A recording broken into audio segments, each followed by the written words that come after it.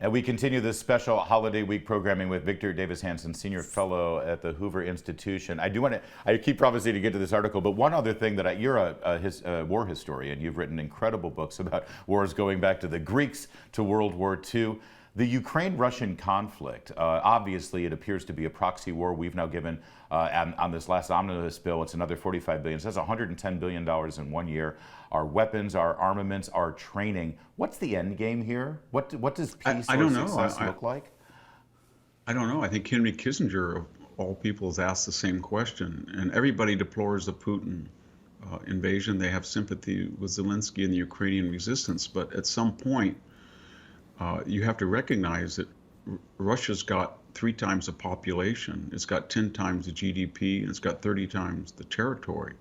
And it's only, Ukraine only has parity if it draws on the combined economies and military resources of NATO and the United States, inevitably forever, I guess, because Putin doesn't seem to want to relent. And so at some point, we in the West have to say, do we want Ukrainians to get every single inch of land that they had prior to 2014? And are we willing to die to have the last Ukrainian die? Because their infrastructure has been systematically destroyed. And I don't think we're getting a lot of transparent information out of the Kiev government. There's been reports that they've lost 100,000 men dead. That's an incredible figure for a country of 40 million.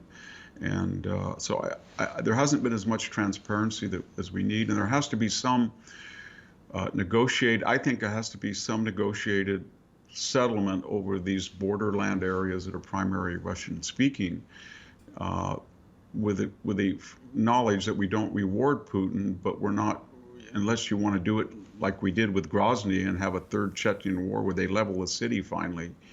And that's what the Russians are capable of. But sir, we've reached a point in the American dialogue where you articulating that I think we need to reach a point where we negotiate a peace.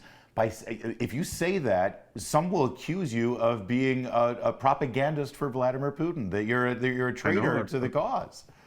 I know it, and it's disturbing because I'm very pro-Ukrainian, but I don't see any of the supporters of Ukraine who have been transparent and said, okay, this is a 2-year plan, this is a 3-year plan, we probably will need $500 billion. The vast shipments of arms do not imperil our ability to help Taiwan. It's no problem. I don't hear any of that candor. Right. Or what about the oil situation in Europe, or Germany will be fine. Germans are sitting in warm rooms right now where older people congregate, together to generate heat because they have no natural gas heating. They're cutting down wood. And so at some point, I think people have to say, the sanctions really haven't hurt Putin as we had planned, and there is more money needed, unlike what we had planned on our part. And the devastation of the Ukrainian countryside infrastructure is much greater than we had planned, and there may be as many Ukrainians killed as Russians as we had not planned.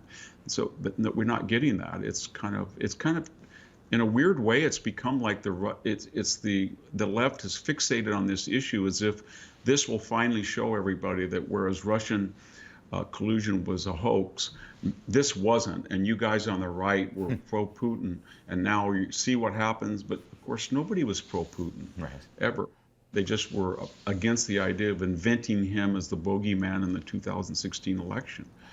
And so it's very funny how all of a sudden the signs on everybody's yard went from impeach Donald Trump, Putin's puppet, to a Ukrainian flag, the same household, the same activism. Yes, I also make note that most of the households in my neighborhood that are flying Ukrainian flags have never flown an American flag, but that's another story.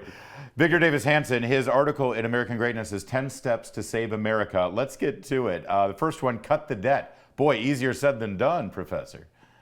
Well, we had a plan with Alan Simpson and Erskine Bowles in 2010. A lot of conservatives didn't like it because that called for gasoline taxes, but I went back and looked at it, and it was pretty, there was a lot of tax cuts, I think 3 tax brackets, some ending of tax deductions and credits, but a lot of spending cuts. And had we followed that, by this year, 2023, the debt would have been 10 trillion rather than 31 trillion, and it would have been eliminated in another 8 years gradually. So we have the ability to do it. It's never been a revenue problem because every year we increase revenues, even in recessionary times, usually by 300 to 500 billion.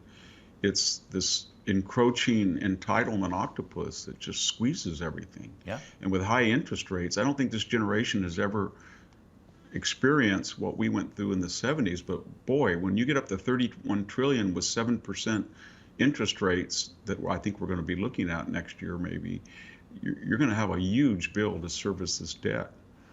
Step number 2, secure the border. I read through this part and I kept talking back to my computer screen because what angers me about the secure the border point is that we don't have to pass one new law to do this. No, we don't. All we have to do is enforce the laws we have, except we do need to tweak our asylum policies, correct? Yes, I think, and we did that. And in fact, for all the criticism of Donald Trump, by 2019 at the end, he had it right.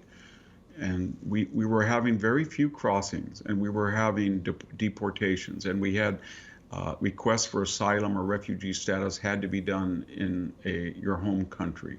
And we stopped catch and release. And we really put pressure on the Obrador government and said, you know what, if you don't stop this, we're going to renegotiate our trade relationship with you, and maybe we'll even tax some of your expatriates on this 60 billion that flows into Central America and Mexico. And we had the wall, and then we had rebuilt 400 or 500 miles of rickety fencing, in which people are not coming across now. Right. And we had done, I think, 60 miles of new wall, but we could have finished the wall by now. And we got here because, you know, a lot of people say Republicans, Democrats, it's the two sides of the same coin. There's no real difference. I think that's wrong on a lot of fundamental issues. But boy, it's the perfect example here. You had Democrats who did enjoy playing racial politics and victim politics, and they thought they were getting a whole lot of new voters who were crossing the border, and in some cases they were right. But Republicans in bed with big corporations, they loved that cheap labor. So this was sort of a marriage, a bit of a Faustian match, wasn't it? Yeah, that's what's happened because there were so many players with self-interest. The corporate world wanted cheap, especially the hospitality, restaurant, hotels, agribusiness, meat packing. They all wanted cheap labor. The Democrats, they were very funny what they want. They bragged about demography as destiny, and as soon as any Republican said, you know what, I think you're right, you guys are using this as a demographic destiny to your advantage, they were called racist who believed in the great replacement theory. That's right. Which was the same word as theirs. You're literally quoting them, and but by quoting them, you're racist. However, the other interesting thing about this, though, is they thought it's demography and we're going to build our own voter base. But based on the last election, the last two elections, a lot of these Latino voters who are coming in from the southern border, their home really is more in the conservative side of the equation because of the social issues. I think, but they understand that, the Democrats, and they understand that it takes 2 or 3 generations for the Latino community to become Republican voters, and they need a fresh group of Latinos in that community that is dependent on their federal entitlements and state entitlements. So that if you keep the border open and that retards the progress of assimilation integration, then voters tend to vote left wing. And so their view is, yeah, we're losing Hispanics each year, but we have to get more of them coming in than the number of second and third generation that we lose to the Republicans. If the Republicans were more successful and could reach first and early second generation Latinos, people under 40, in the big cities, the Democrats would close the border very quickly, I think, because they wouldn't want that conversion. I need a short answer on this because we're almost out of time. When Pete Wilson, the governor of California, wanted to secure the border, he ran on a secure border. We were told, even though he won, we were told there was a backlash and that Latino voters because of racism.